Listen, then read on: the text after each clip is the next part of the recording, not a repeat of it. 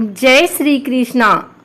आइए सुनते हैं भगवान शालिग्राम की यह कथा।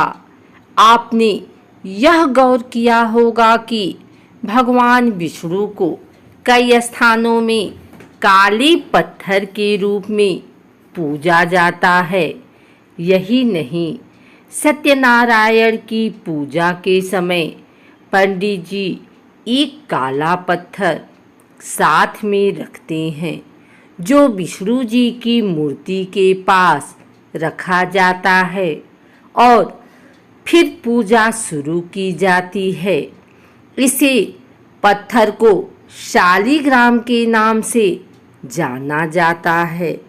यह श्राप इतना शक्तिशाली था, जिसने भगवान विष्णु को पत्थर में बदल दिया।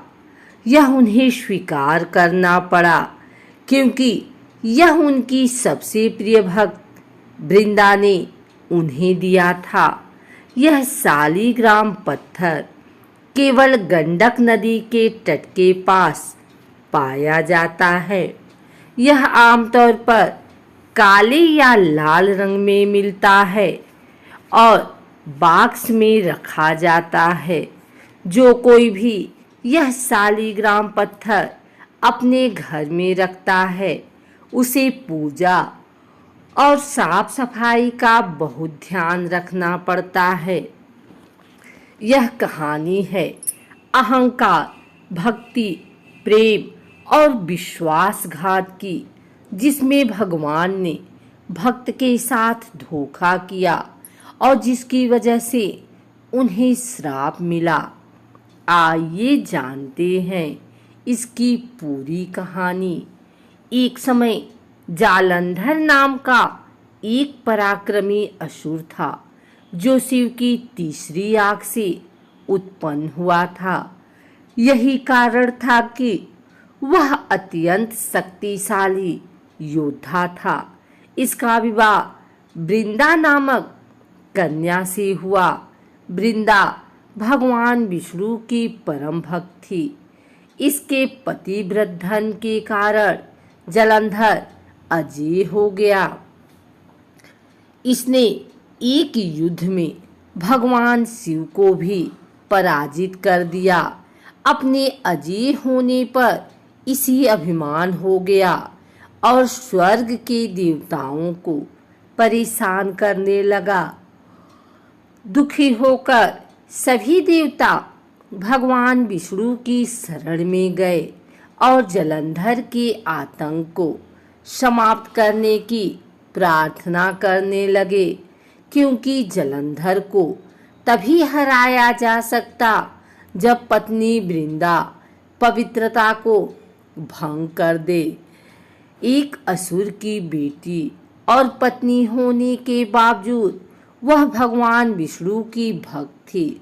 वह भगवान विष्णु की परम भक्त थी और उन पर उसे पूरा विश्वास था। सभी देवताओं ने देखा कि शिव भी उसे हरा नहीं पाए, तो वे विष्णु की शरण में गए। भगवान विष्णु ने अपनी माया से जालंधर का रूप धारण कर लिया और छल से वृंदा के पतिव्रत धर्म को नष्ट कर दिया। इससे जालंधर की शक्ति क्षीण हो गई और वह युद्ध में मारा गया।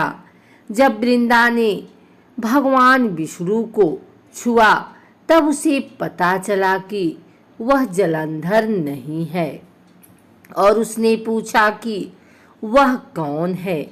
जब वृंदा को भगवान विष्णु के छल का पता चला, तो उसने भगवान विष्णु को पत्थर का बना जाने का श्राप दे दिया।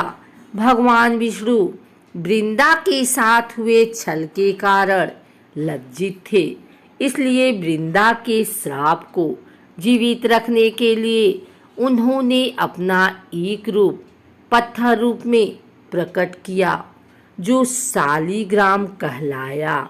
भगवान विष्णु ने वृंदा से कहा कि तुम अगले जन्म में तुलसी के रूप में प्रकट होगी और लक्ष्मी से भी अधिक मेरी प्रिय रहोगी। तुम्हारा स्थान मेरे शीश पर होगा। मैं तुम्हारे बिना भोजन ग्रहण नहीं करूँगा। यही कारण है कि भगवान विष्णु के प्रसाद में तुलसी अवश्य रखा जाता है।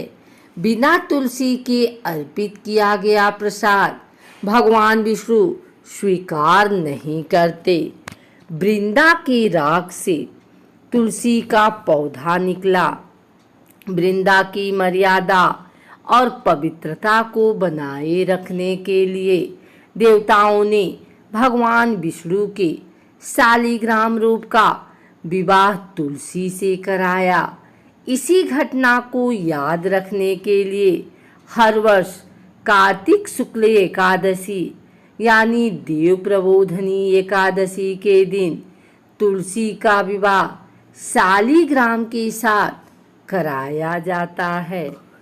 एक और कथा के अनुसार एक बुढ़िया थी। उसने शालिग्राम जी की सेवा की थी। कार्तिक मास में वो पुष्कर स्नान का विचार कर पड़ोसन से बोली, मैं पुष्कर जा रही हूँ, तू मेरे शालिग्राम जी को अपने पास रख ले। पड़ोसन बोली, मुझे सेवा पूजा नहीं आती, बताओ कैसे कर दूंगी। बुढ़िया बोली, सवेरे इनको उठाना और लोटा भरकर पानी लाना, आते समय बगीचे से पुष्प तुलसी लाना, भगवान को जल व कच्चे दूध से नहलाना, चंदन लगाकर पुष्प तुलसी चढ़ाना, दूध का भोग लगाना, दोपहर की रसोई जो भी बने उसका भोग लगाना, शाम को दिया जलाना, ऐसी सेवा पूजा करना कहकर वह चली गई। पड़ोसन ने बुढ़िया के कहे अनुसार किया, पर भगवान की थाली से भगवान जीमते ही नहीं, दूध पिया ही नहीं। ए देख, वो चिंता में पड़ी, बोली, भगवान आपकी मालकिन आएगी तो कहेगी मेरे भगवान को दुबला कर दिया, अभी 1 महीना है, आप जीम लो तो मैं भी जीमूं और वह भूखी बैठी रही। भगवान ने सोचा अब तो दर्शन देने ही पड़ेंगे। छोटा सा मोर मुकुट पीतांबरधारी रूप लेकर पाटे पर बैठ गए। दूध पी लिया, जीम लिया। रोज ऐसा ही होता रहा। एक दिन भगवान ने कहा, मैं गाय चरा लाऊं? तो पड़ोसन बोली, थोड़े दिन तो रहोगे, क्यों जाते हो? पर भगवान माने नहीं। हाथ में सोने की लाठी, कंधे पर हीरे मोती का पीतांबर डाल गाय चराने जाते। महीना बीता, बुढ़िया घर आई। स्नान ध्यान से निमटकर सोचा शालिग्राम जी को ले आऊं। पड़ोसन ले गई है। पड़ोसन से बोली, शालिग्राम जी शाम को आएंगे, तब ले जाना। बुढ़िया शालिग्राम जी के लिए जिद करने लगी और झगड़ा हो गया। लोग इकट्ठे हो गए तो पड़ोसन बोली, बुढ़िया को समझाओ, 1 महीना निकाला जैसे, शाम तक और सब्र करे। बुढ़िया धरना देकर बैठ गई। शाम पड़े, भगवान आए। गाय उनकी जगह छोड़ भगवान मंदिर में विराज गए। पड़ोसन बोली, ले जाओ तुम्हारे भगवान। और भगवान से बोली, भगवान बुढ़ी को भी रूप दिखा दो, नहीं तो मेरे प्रति ये अविश्वास कर रही है। भगवान ने मोर मुकुट पीतांबर भर हाथ में सोने की लाठी लेकर बुढ़िया को दर्शन दिया। भगवान ने भोले भक्तों को दर्शन दिया।